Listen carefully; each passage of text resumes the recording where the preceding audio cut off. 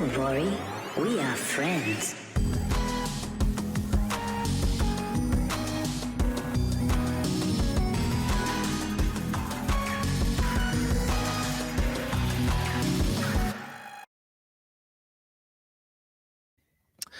Okay, friends, welcome back to the Frens Validator show. Today, we will show you how to set up a validator on top of Stakewise to become essentially an Ethereum validator. And with that being said, I welcome Jordan from Stakewise to the show.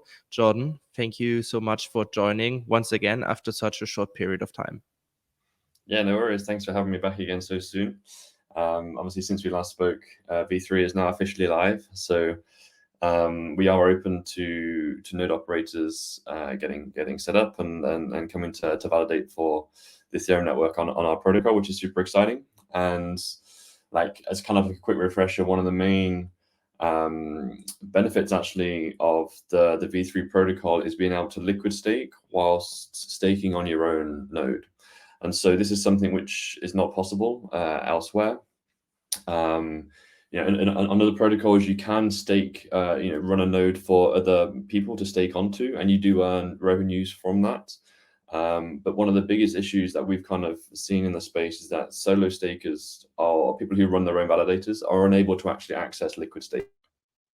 So, we didn't think that was fair. If everyone else can access liquid staking, why can't the people who are helping decentralization the most? So yeah, this is what V3 specifically offers for these stakers. And yeah, happy to run through setting up a node on our network.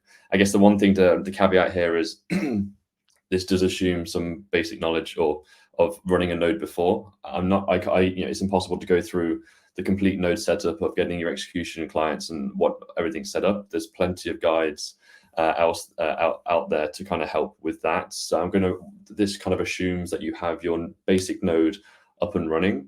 And then I'm basically going to show you what you need to do to then become a validator on V3, and essentially setting up your own staking pool, setting up the Stakewise operator service that we need all validators to run.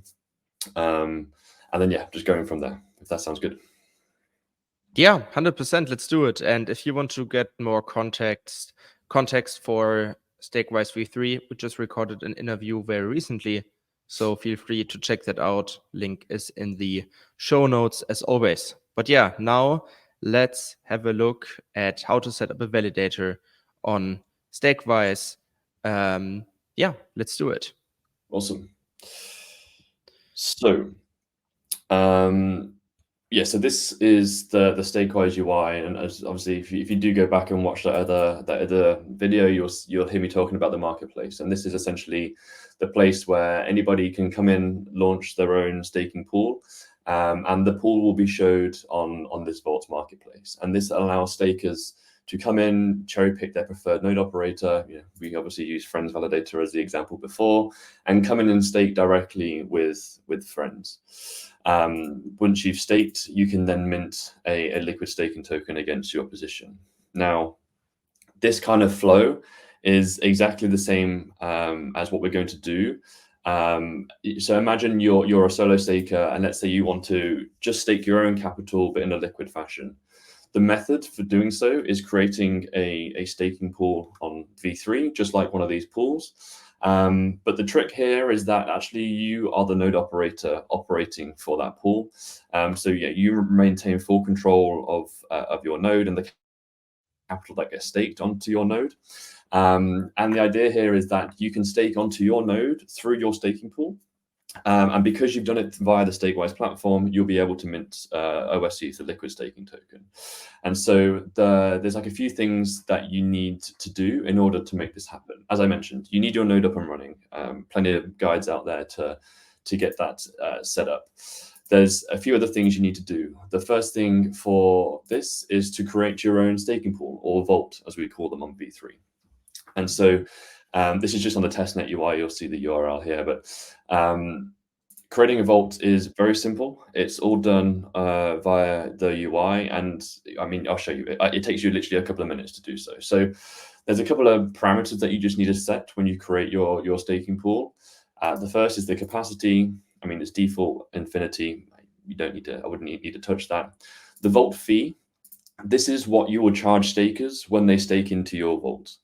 And so if you're looking to offer staking as a service to other entities via the Vault marketplace, then obviously you're more than welcome to put a fee here. This is the percentage of staking rewards that you will take as the node operator for staking on behalf of others.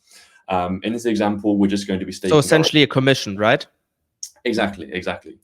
And that commission is actually execution layer and consensus layer rewards, so it's better than just the base fees. But in this example, we're just looking at staking our own capital. So we'll just set the vault fee to 0. I mean, we can charge ourselves, but we're just going to get the money back anyway. Now, the other thing as well you can do is you can set up a vault token. This means that whenever a deposit hits the vault, it gets tokenized into an ERC20 token. This is kind of like your own liquid staking token, if you really want to call it that. But if nothing else, it's just a nice receipt token, so you can see your stake in your wallet. So let's enable this. And you can basically call the token whatever you want. So let's just call it Frens ETH. And then you can call the ticker Frens ETH. And then the other thing as well is you can decide whether the vault is public or private. As I mentioned, if you want to offer staking as a service to anybody, you can make it public, so anyone can delegate capital to this vault. In this situation, because it's just you or just us, I guess, staking your own capital, let's just make it private. Private means that there's a whitelisting functionality on top of the vault. And so you, as the vault owner, will be able to control who can stake into the vault. And so, obviously by default, your own address is whitelisted, and you can add any other address, maybe your friends if you want to stake capital for your friends too. It's worth mentioning that all of these settings can't be changed once the vault is deployed. Now you need to decide about how you want to handle MEV. And now, as a smaller staker, it's highly recommended that you just choose the smoothing pool. What this means is that all of the MEV that you earn will go into the global Stakewise smoothing pool, as well as all the MEVs of other pools that also join the smoothing pool.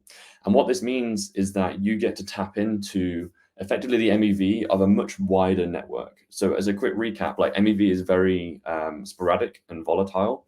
Sure, you could get a block proposal that rewards you, significant amount of ether, but that might happen maybe once or twice a year, and it might not be significant amounts of ether. It could be very small amounts, and so MEV rewards are very, very choppy. And so unless you're running hundreds of validators, it's probably not realistic to expect to make more money. Sorry. From MEV just running without a smoothing pool, basically. So whilst you can do your own MEV strategy if you want to via the your own private MEV contract, I would recommend just running on the smoothing pool. And again, this is something that can't be changed later. And finally, you get to add branding to your vault. I mean, in this situation, we're not looking to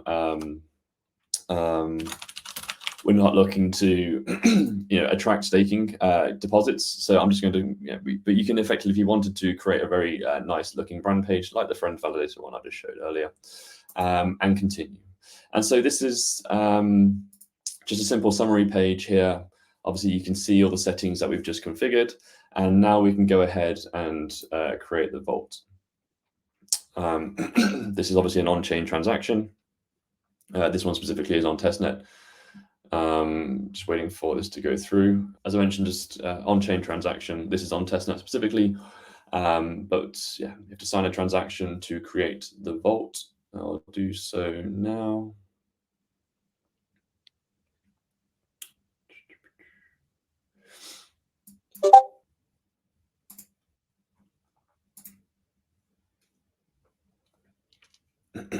All right, so it'll take a little, a couple of minutes maybe for the transaction to complete.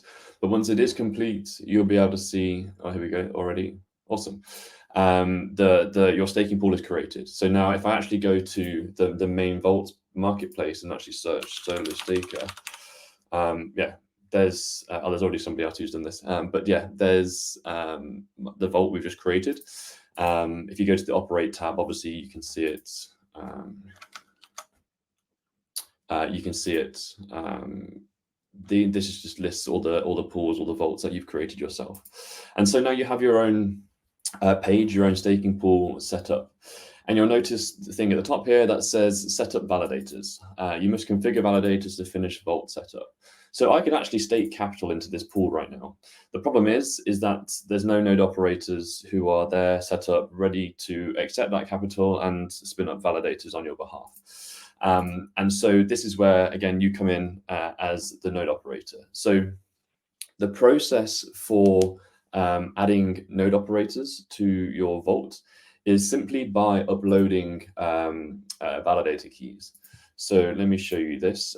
You need to upload something called a deposit data file, and I'll show you how to create this in a second. Essentially, this data file contains pre-signed validator keys. There's only public keys, there's nothing private contained in this file. But when you upload this, and obviously those validator keys are assigned to a node operator or multiple operators. In this case, because it's me who's creating these keys, I can then upload this deposit data file that links, the vault to my node essentially. And so whenever capital gets staked into this vault, it pulls from the next available validator key. And as I mentioned, that validator key was created and assigned to my node. And so the capital will be staked effectively on my home run validators. So that's kind of the process. Before we do that, the next step really though is to get the Stakewise operator service set up. Now, the Stakewise operator service, it sounds sexy and it sounds complicated, but it really is not. This service simply handles the interaction between your node and effectively your staking pool. Your staking pool is a smart contract at the end of the day, and so we have to handle that interaction. And it's mainly used for the registration of validators. What will happen is whenever 32 ETH hits your vault, the operator service which you're running on your vault would recognize that capital and trigger an automatic validator registration. There's a few more things that go on behind the scenes, but the long story short is that is effectively all the operator service does. And what this means is that you can basically run this service alongside your existing setup. You don't need any special clients or relays or what have you. You have your node up and running, and you just run the operator service alongside it. There is documentation on the Stakewise docs page with how to set up the operator service, and I'll run through this shortly. There's also, if you're more technical, a GitHub with a README and all the information you need here. So setting up operator service, I'll quickly flick over to my node here. So essentially, depending on your setup will depend on how you get this service up and running. You have multiple ways that you can download and install effectively operator service. The most common way is just using a binary file. The link to download these files are on the docs page. I'm specifically using, I've built operator from source. That's just because I'm running on a little ARM device, which we do not yet have binary files for. But if you're running Linux, also Mac, you'll be able to run on an AMD 64 architecture. You'll be able to run a binary file. You can also run this via Docker, or if you're really experienced, you can run it on Kubernetes and what have you. So there's lots of different setups you can run this operator service on. But honestly, the most simple way is just running the binary, and that's what most people, if you're running an Intel NUC, then yeah, the binary is going to be the way you do this. Essentially, download the binary, unzip it, as simple as it sounds, and you're going to end up with, you can already see it here, an operator file on your home directory. And now this is, if we head into this file, this is essentially what it composes of, and there's various packages in here. Now, the first thing to do is effectively, depending on how you've installed operator service, you might need to build the service up. But if you've installed it from binary, it'll be ready to go straight away. And so there are a couple of things now that we need to do to kind of get operator service up and running. Now, the first thing is, as I mentioned, we need to create these validator keys. And this is a process. Well, there's actually two things you need. You need to create these validator keys, and you also need to create a hot wallet. And this hot wallet is something that the operator service uses to register those validators. And now you can actually use whatever tools you want to create these validator keys, or to create this hot wallet. If you want to use MetaMask, if you want to use my Ether wallet, you'll feel free to use whatever you would like. What we do have, though, is we do have built-in functions within the V3 operator service to get all of these set up. And so this is what I will run through quickly now. So yeah, as I mentioned, we're going to set up the hot wallet and create the deposit data file and the validator keys using operator service. And so the first command you want to run here is the init command, or initialize. So usually, if you've run it from binary, you would just use the command .operator / init, or whatever command you want to use. So the syntax is this. I'll show you now. So the syntax will be .operator, obviously when you're in the operator folder, followed by whatever command that you want to use on the operator. The first one is init to initialize the operator. So this is what I'm going to do here. But because I've built this from source files, I have to use a slightly more complicated syntax for launching operator. But for all intents and purposes, it's the exact same thing. So the command here is init. It will ask you then what network you're looking to launch the start the service on. In this situation, obviously, I'm launching on Gurley, and then it asks for your vault address. So this vault address is can be found on the URL of your vault here, or it could also be found at the very bottom. The contract address is down here as well. So let's enter that so the operator knows which vault we're going to be running on. Enter the language is going to be English. And then it gives you a mnemonic. So this is a seed phrase, right? So obviously, I'm not going to be using the seed phrase for anything other than this testing purpose, because it's now public. But this is going to be the seed phrase for both the hot wallet that you generate and also the validator keys that you generate. This is obviously super important that you take care when using this. Store it in cold storage, etc. I'm just going to copy it quickly here so I have it for later.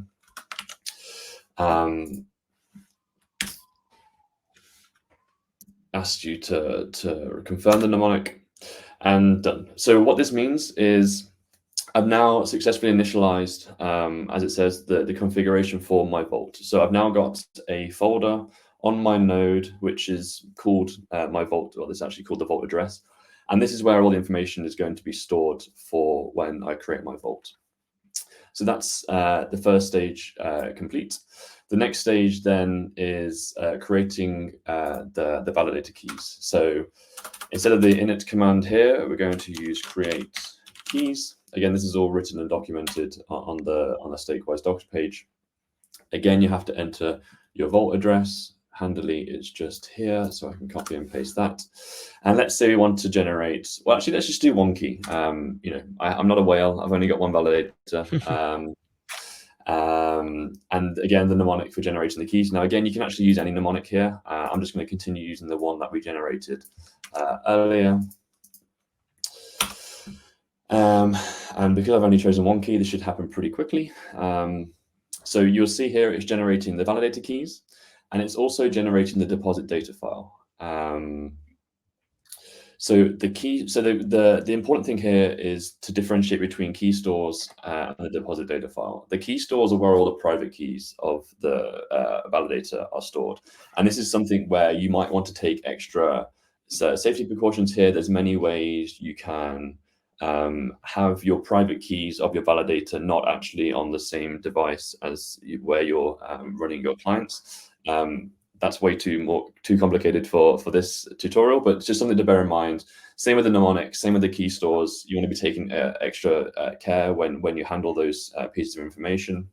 What we care about at the moment, though, is this deposit data file that's just been generated. And this deposit data file, as I mentioned, doesn't contain anything private, so there's nothing to be worried about there. I'm quickly just going to download this file so I can show you how to upload it on the UI. So just give me 1 second with this. Okay, so I've just quickly downloaded my deposit data file, and now I'm going to show you how to upload it. So if you click this configure, you can either click configure or just do it via the vault settings where you upload deposit data here. But I'll just go through the configure section now. So this is where it asks you to set up your validator. We've actually already done a couple of these sections. So when you create these validator keys, one of the key things is you must have operator service running, or at least intend to run it, as we've just kind of just described, and link to the guide to do that. And one of the key things is you must use the vault address or your staking pool address as the withdrawal address. So when you generate validator keys, you have to specify a withdrawal address for those validators. Now, if you're using, like, I don't know, Wagyu key generator or other key generator software, just make sure you're using the vault address as your withdrawal address. It'll obviously ask you for what withdrawal address you want to use. In this situation, because we launched or created these keys using operator, it knows the vault address and automatically used that as the withdrawal address.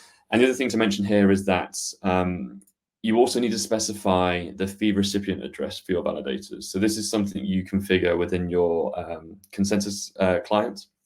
And this is where, if you're running an MEV relay, all the tips and MEV that you earn will go. And because we're using the smoothing pool for this configuration, you have to set your fee recipient address on your validators to the smoothing pool. As I mentioned, all your MEV that you potentially earn gets sent to the smoothing pool, and then it gets smoothed out across all the different validators in that smoothing pool. And we actually have mechanisms in place to detect whether you might be stealing MEV, i.e. you're taking MEV from the smoothing pool but not contributing. So just make sure you have those two things configured properly. But the next step, as I mentioned, is we've just created that deposit data file, and it's uploading that file. So I'll just simply drag and drop the file I created. You'll notice here it says verifying, and it's just green ticked verified. That verification checks that your withdrawal address is indeed correct. We're not going to let you upload a deposit data file for validators that are not correctly configured, and that's the check we undergo. And now we click save. This is, again, a non-chain transaction. So I'll just execute this very quickly. And that's another big step done. So you've now created your vault, and you've now uploaded validator keys. Now, again, I could deposit capital into this vault right now. And despite the fact we've given it validator keys, the operator service is still not quite running on my node. So let's just finish running finish the operator service setup quickly. So we have initialized the operator service. We've created our keys. We've created a mnemonic. One of the things we also need to do, as I mentioned, is have a hot wallet for the generation of the validators, or the creation of these validators, I should say. Again, you can use whatever hot wallet creation system service you want here. At the end of the day, you're just giving the operator service, the mnemonic to that hot wallet in order for it to trigger transactions. In this situation, though, we will just quickly create one ourselves using the mnemonic we had before. So again, change the command. In this case, it's simply create wallet. It's again going to ask us for a vault address, which again is handily here. The mnemonic again, which I wrote down earlier.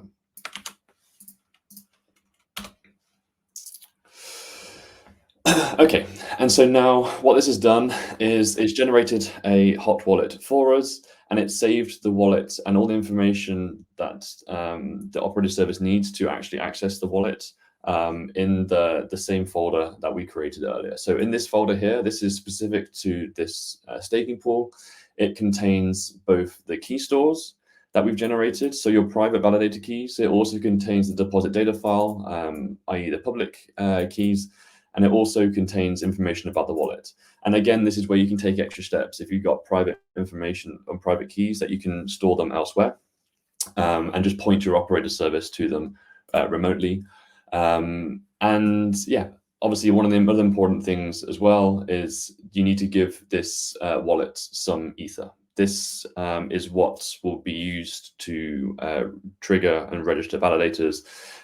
You can see it tells you the wallet address here, so it's worth going ahead and just sending that address some capital. One of the key things actually to mention here is that you actually can set a max gas fee limit, so that if the gas fees are too high or above your threshold, you will not automatically register validators. This is useful when you might be running a public vault and could have people delegate to you at any time. And if gas is high, you just don't want to be burning gas registering validators. You can wait until gas is lower. So there's many ways you can kind of configure this operator service such that you're not basically burning a lot of gas. And so that is the majority of operator service preparation done. As I mentioned, we've already uploaded the deposit data file. And so the final thing now is just to start the operator service. The command is super simple. It is literally start. It's then going to ask me for some more details again. Once again, the vault address, so it knows which vault you're running this instance of operator service for. And it's also going to ask you for the consensus, both your consensus client and your execution client endpoints. And as I mentioned, you need to have these already up and running before you can go ahead with this. And just give me 1 second, because this is where I need to find them myself. So yeah, it's asking you for your endpoints. The default, it depends on which consensus clients and execution clients you're running.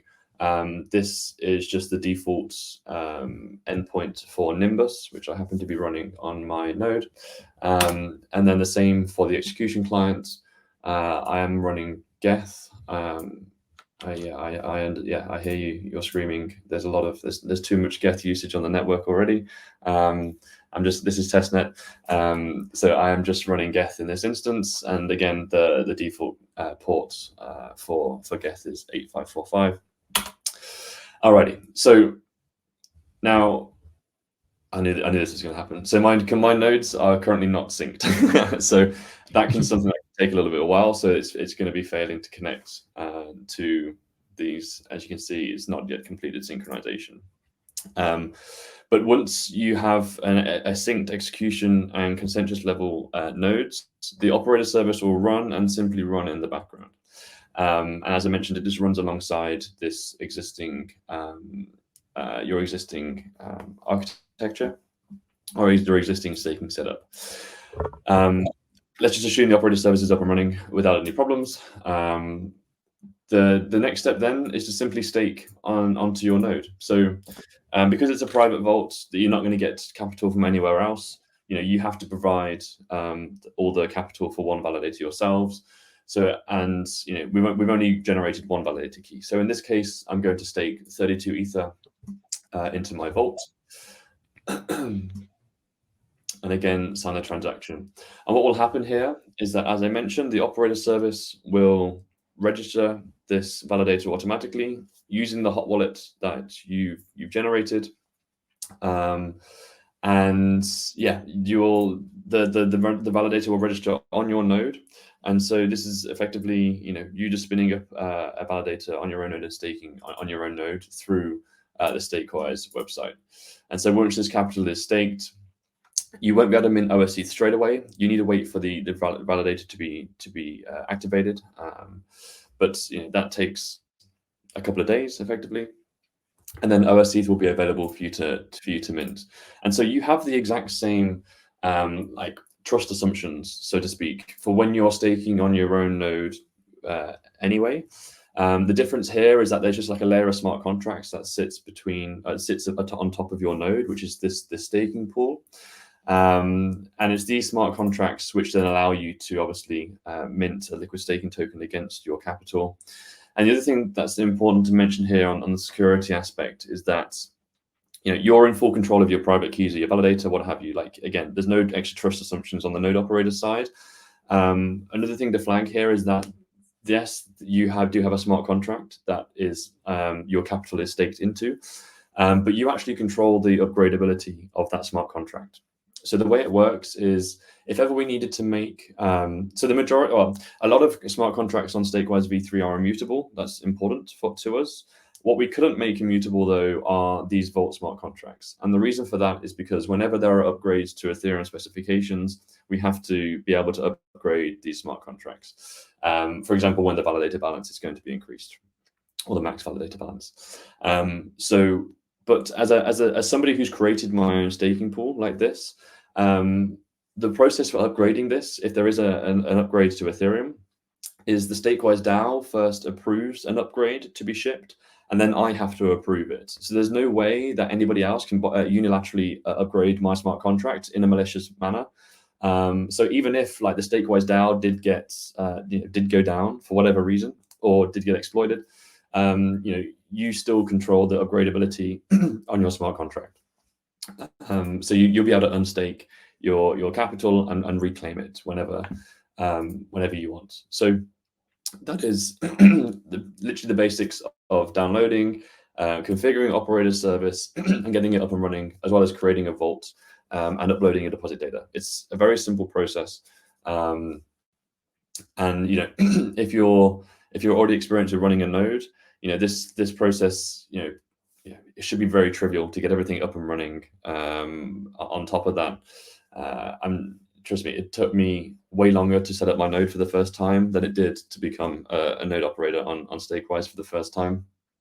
And I guess there's a few other things to flag here. Like, I've only shown you really the basics of what this operator service can do. There are lots of different functions and ways to set up this service. This service is designed for both solo stakers right up to commercial operators who are running thousands of validators. And so it's actually a very flexible tool for running your staking. You can obviously exit validators through this operator. You can also upload deposit data files. Actually, you don't have to do it on the UI. You can do it through operator and on chain. You can also, if you're running nodes with other operators, if you want more than one operator for a vault, you can merge deposit data files and handle keys for validators through operator service. You can also recover lost validator keys and what have you. So there's lots of various things you can do. And you can also configure, as I mentioned, like maximum gas fees for when you're registering validation or whatnot. The operator service works with Web3 Signer, Kubernetes, like a HashiVault, Prometheus. If you wanted to be monitoring the operator service for, like you do alongside, I assume you do anyway, for your clients to make sure it's all running smoothly. So it's a very flexible tool. We've only just scraped the surface today, but what I've shown you today is kind of the bare minimum you need to get operator service up and running. And as you've seen, it should be pretty simple. Nice. I think this was like a very extensive, but also very, very useful overview. And yeah, I mean, it's lovely to see, because if you have like some know-how, you can easily now set up your own node in the Ethereum network and participate in staking, which also contributes to the decentralization of Ethereum.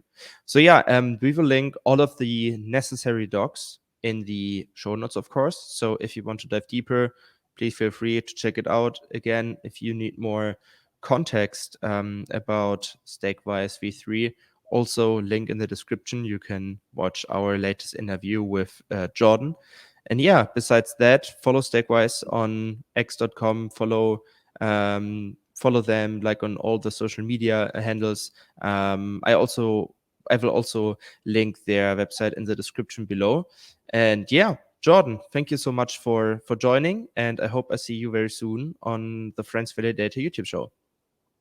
Absolutely. Thanks for having me again. I'm looking forward to onboarding some more solo stakers to the ecosystem.